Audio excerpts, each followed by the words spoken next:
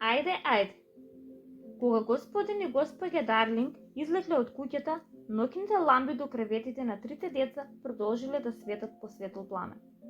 Тоа биле навистина прекрасни мали ноќни ламби, па може само многу да жалиме што децата не останале будни да го видат Петар. Но лампата на Венди почнала да трепери и таа се прозевнала толку силно што по неа се прозевнали и другите две деца. А пред да успеа да затвори устата, згаснале сите три лампи. Сега во собата се појавила друга светлина. Илјада пати посветла од ноќните ламби.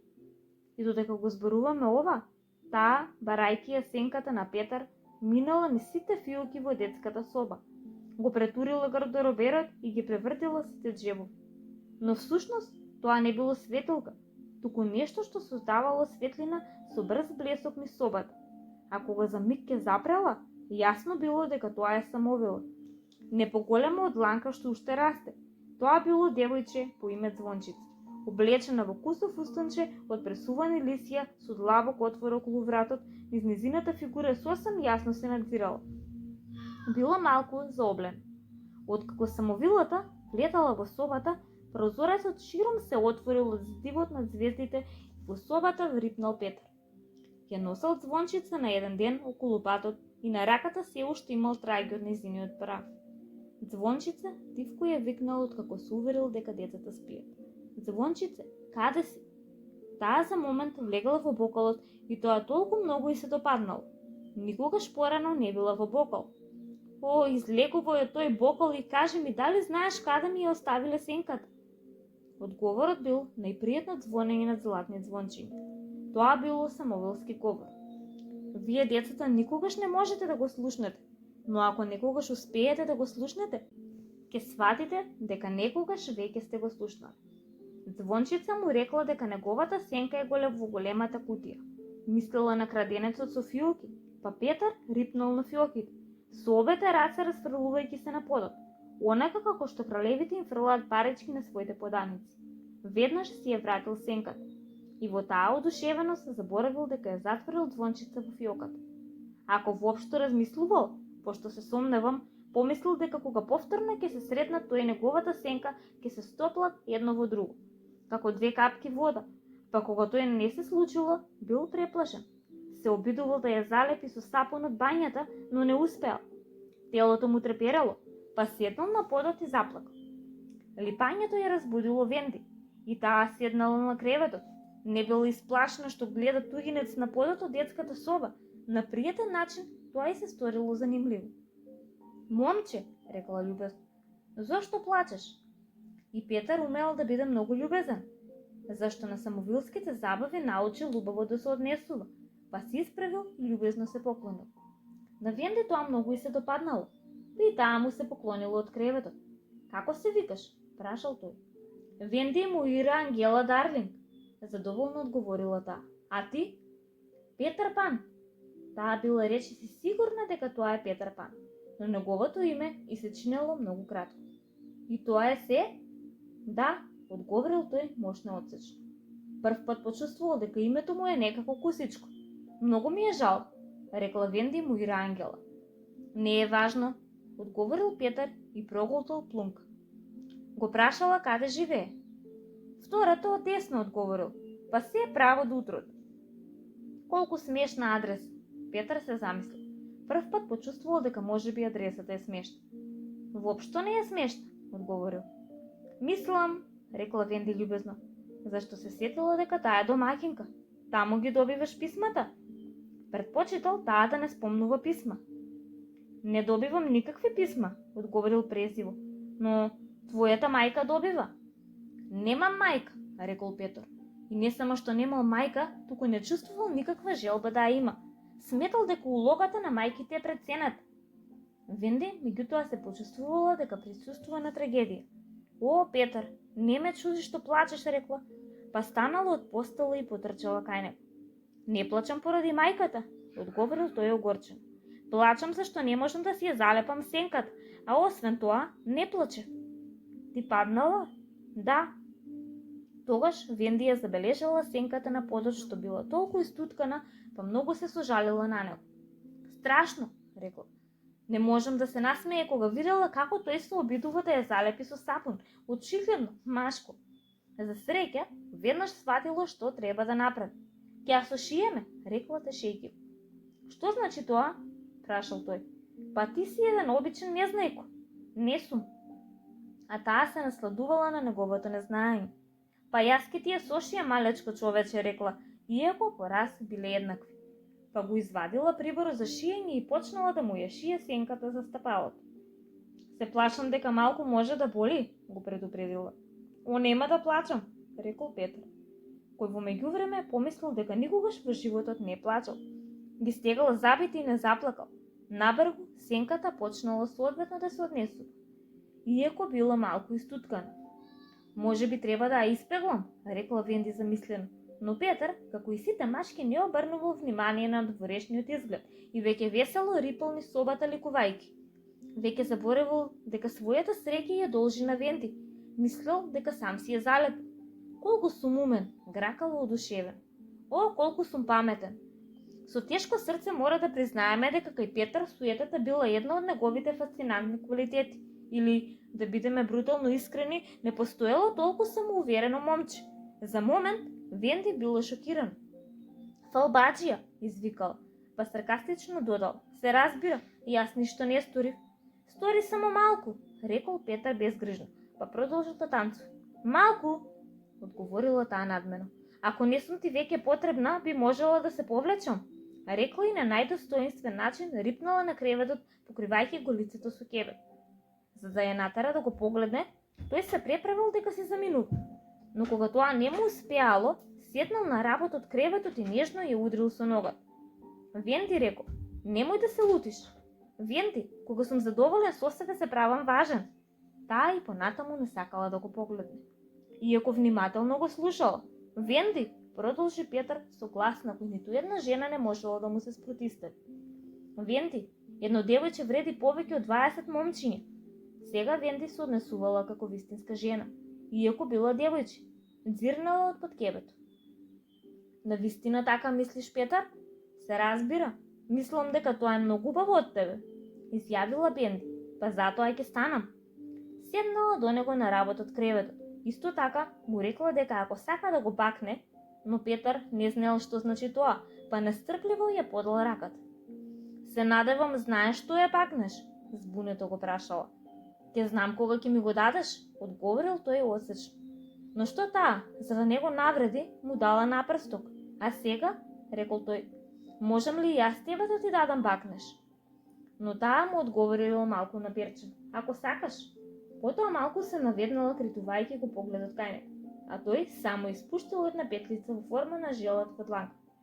Па Венди повторно полека ја завртела главата и љубезно му рекла дека неговиот бакнеш ќе го носи на синџирче околу вратот. А тоа било вистинска среќа што го оставил на синџирче, зашто тоа подоцна ќе го спаси животот.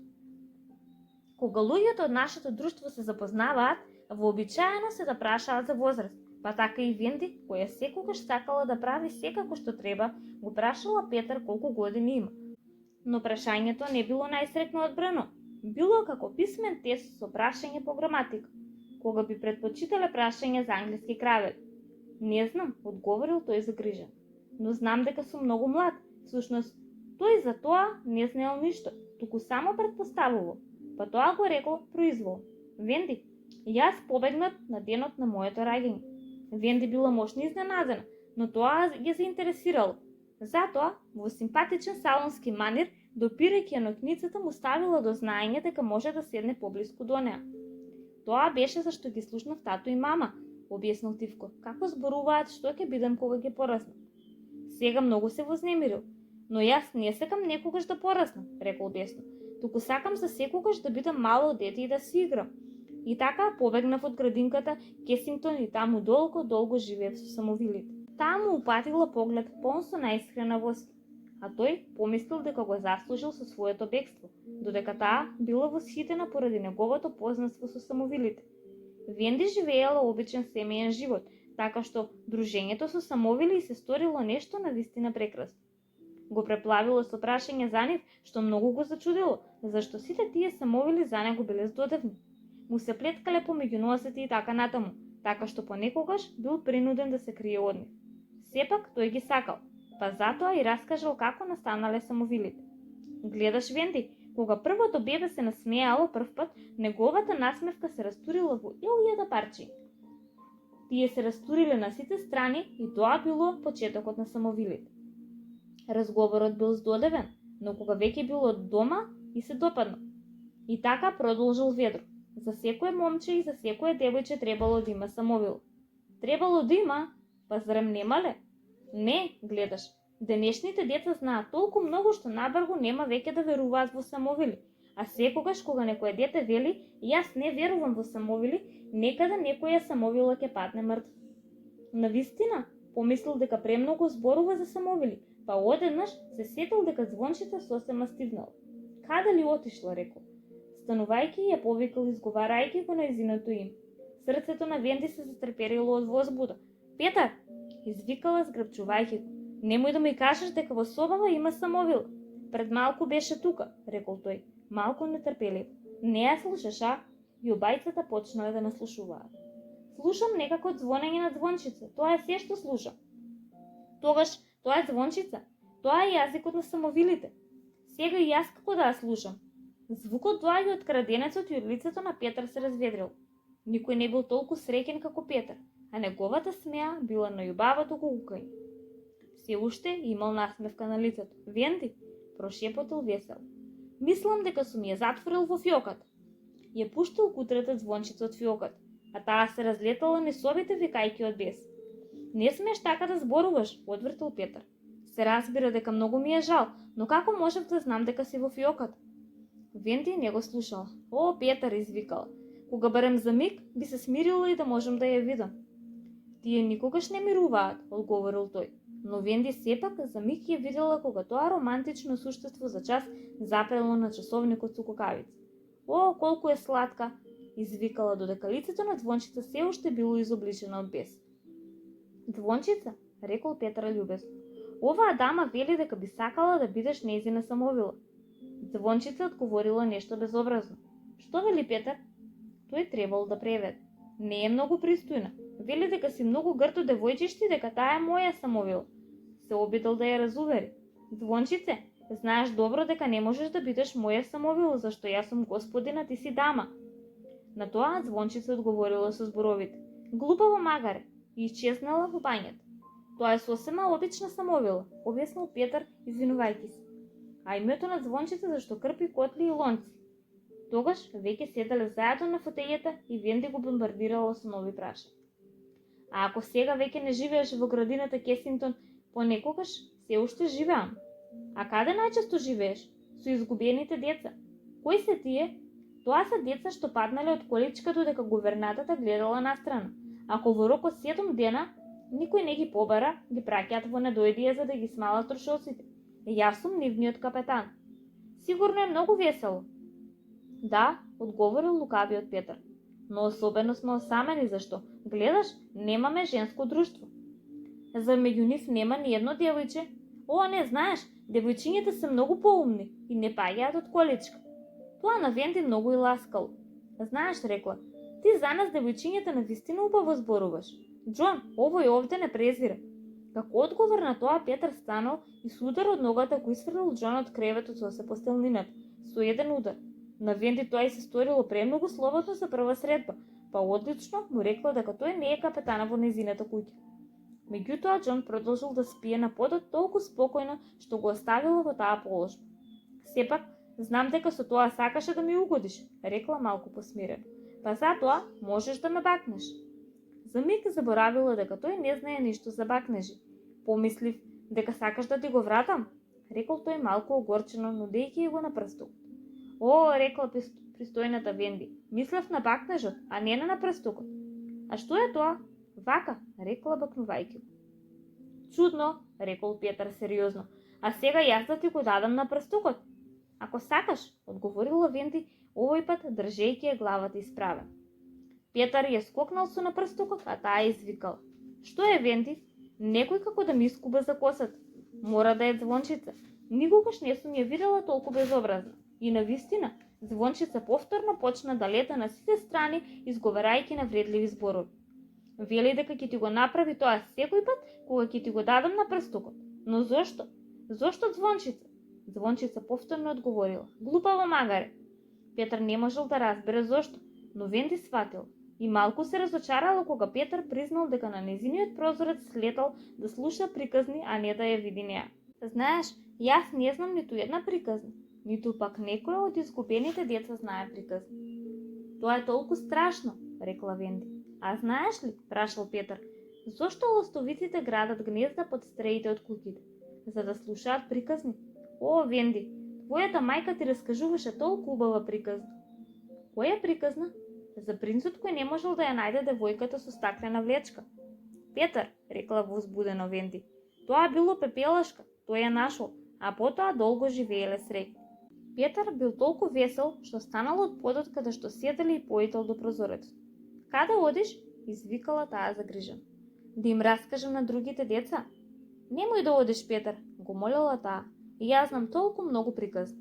Точно, тоа биле нејзините зборови и воопшто не е спорно кого довел во искушение. Се вратил со алчен поглед, зашто за неа требало да биде предупредување, но не било. О, приказните што ми ги раскажала на другите деца, извикала таа. Петар ја фатил и почнал да ја влече кај прозорецот. Пушти ме, му наредил. Венди, појди со мене да им раскажуваш на другите деца. Се разбира и било многу мило што ја моли, но сепак рекол.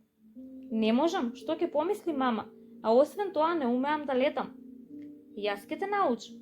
Ох, колку е убаво да леташ. Ќе те научам како да го јаднеш ветрот и ќе летаме. О, воодушевено извикала таа.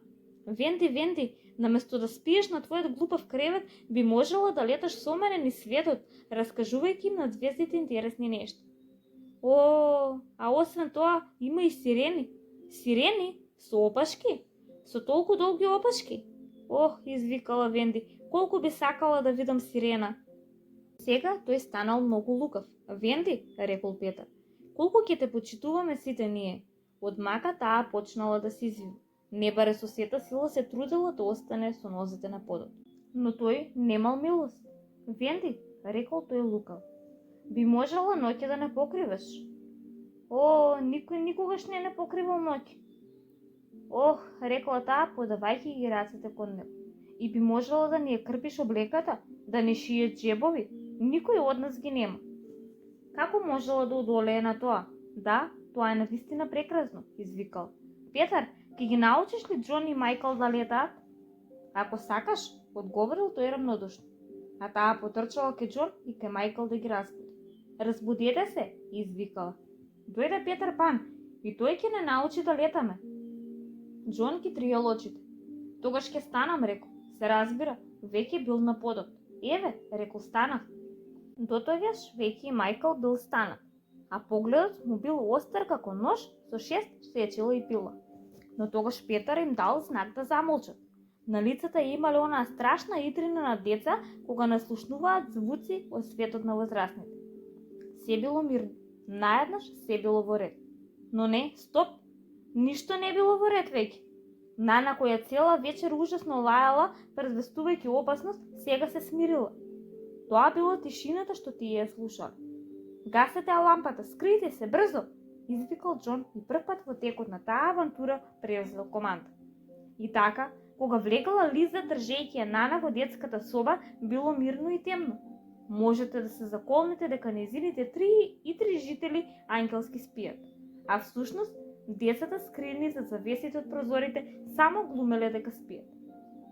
Лиза била во лошо расположение, се уште со сува грозија на образот, зашто токму тогаш во кујната подготвувала божиќен пудинг кога нејзиното внимание било привлечено од безсмислените сомненија на Нана. Помислила дека ќе има малку мир, Нана за миг ја однесе во детската соба, секако врсена со проводникот. Еве, позри во кучиште, рекла без ни малку милост. Гледаш, се е во совршен ред. Сите три ангелчиња спијат во своите постели. Само слушни како мирно дишат. Сега Мајкл, окуражен од успехот, воздивнал толку гласно што за малку ќе ги откриеле.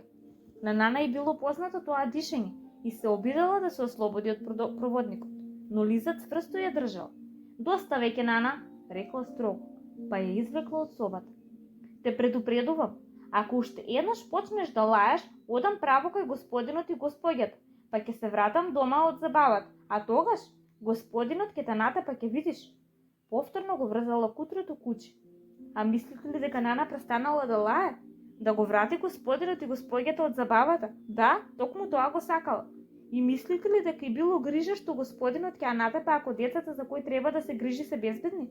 За жал, Лиза му се вратила на пудингот, а Нана, гледајќи дека од неа не можела да очекува никаква помош, почнала да го тегне синџирчето, додека на крајот не го скинала.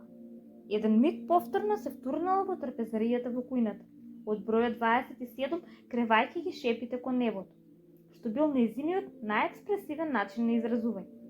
Господин и госпоѓа Дарлинг веднаш сфатиле дека во детската соба се случува нешто страшно, па не поздравувајќи се со домаќинката, излетале на улица. Поминале 10 минути откако трите малки волчиња дишеле зад завесата, а за тоа време Петар Пан веќе завршил добар дел од својата намера. Можеме да се вратиме во детската соба? Се е во ред, објавил Џон, излегувајќи од скривалиштето. Значи, Петар, ти навистина умееш да леташ? Наместо да се потруди да му одговори, Петар полетал низ собата, патем удирајќи во работот каменот. Прекрасно, рекле Џон и Мајкл во еден глас. Колку убаво, извикала Венди. Да, прекрасна сум. Да, навистина сум прекрасен, рекол Петар, заборајќи на убавото однесување. Летањето им се чинело многу лесно, па се обиделе да полетаат, првин од подот, а потоа од креветот, но секој пат паѓале надолу, наместо да летаат нагоре. Ама, како го правиш ти тоа? Прашал Џон, трејќи го коленото. Имал развиено чувство за практичност, само помисли на убави нешта, одговорил Петар, па тие сами ќе те кренат во воздух. Повторно им покажал. Толку брзо го правиш тоа, рекол Џон. Можеш ли уште еднаш, но многу полека? Сега Петар полека. И полека и побрзо. Венди, сватив, извикал Џон, но набрзо видел дека нема право. Никој од нив не можел да полета ни сантиметар. Иако и Мајкл изговарал нешто од двете самогласки, а Петар ништо не разбирал. Се разбира, Петар само се шегувал со нив, зашто никој всушност не може да лета додека не го нарасот самовилски прав. Меѓутоа, едната рака, како што веќе рековме, за среќа му била намачкана со правот, па на сите тројци им дувнал малку прав, што дало одличен резултат. Сега само вака, мрдајте со рамената, рекол, и одиме. Сите веќе стоеле простум на креветите, па храбриот Мајкл полетал прв. Всушност, тој не мислел дека ќе успее, а сепак со неколку замавнувања стигнал до другиот крај од собата. Полетав, викал, кога бил веќе во воздух.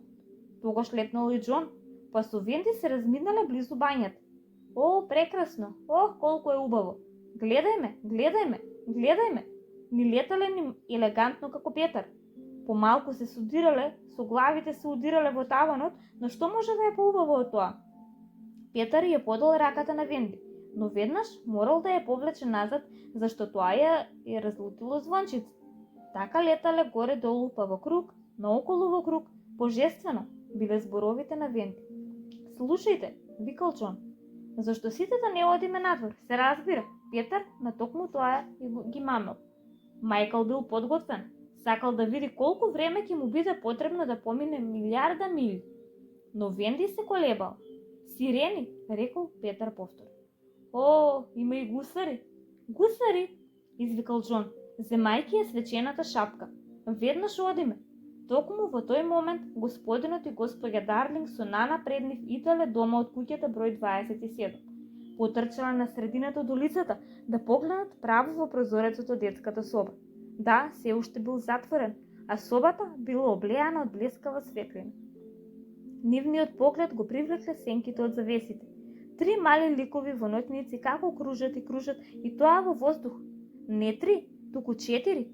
Возбудени тие брзо ја отвориле врезната врата. Господин Дарлинг сакал да потрче горе, но госпоѓата Дарлинг му дала знак да биде тивок. Се обидела дури да го смири тупкањето на своето срце. Ке стигнат ли во детската соба навреме?